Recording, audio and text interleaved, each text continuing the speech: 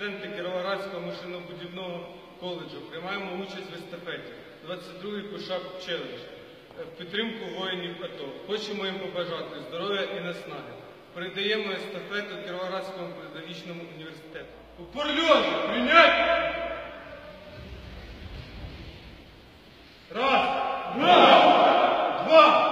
Два! Три! Три! Чотири! П'ять! Шесть! Сім! Восемь! Дев'ять!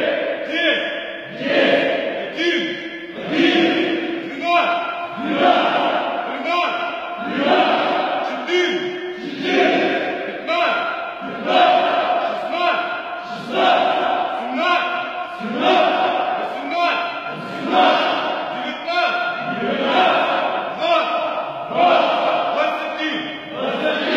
22!